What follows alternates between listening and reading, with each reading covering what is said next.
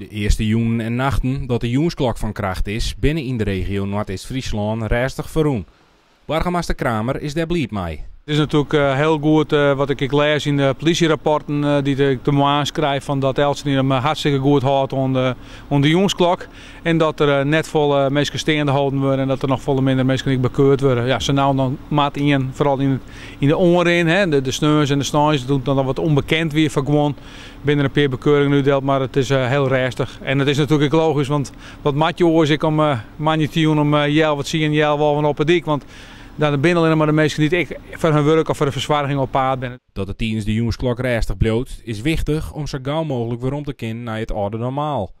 Wol wie er in oren naar de jongensklok, een paar mensen die het er net hielendal mee inzien. We hebben natuurlijk een paar graffiti leuzenhand hier en daar.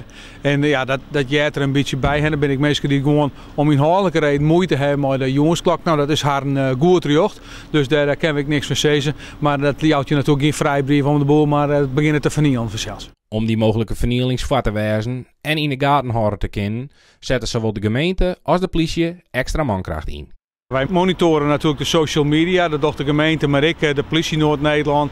En daarin houden we mensen wel op een keur. We hebben inderdaad een paar oproepen jongens van Sjuguzes, maar dat het net als serieuze gedragingen leiden van wij zijn daar maar wat zien optreden. Maar we blijven wacht.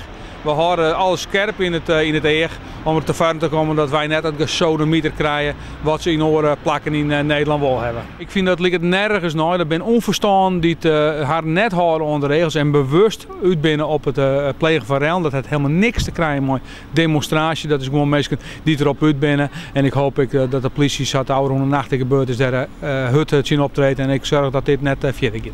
Door deze crisis worden een soort mensen rekken. De gemeente ondersteunt dan ook wat zij kennen. Als wethouder staan in contact met ondernemers met zwaarigingstellingen. We hebben tentakels in de meerskip zitten. We houden het goed in de gaten wat er gebeurt. Ik maak eigen meewerkers. We merken onder mensen dat mensen jonge liefsten er wel een beetje flauw van begint te worden. Dat heb zelfs ik. En we zouden graag willen dat we weer omkennen naar het oude normaal. Ja, of dat kan en wanneer, dat leidt hem natuurlijk net aan ons. Dat hangt natuurlijk vooral van het kabinet aan. Maar het is dus belangrijk dat de mensen weer wat perspectief krijgen. Zodat we weer de goede kant op gaan kennen nationaal.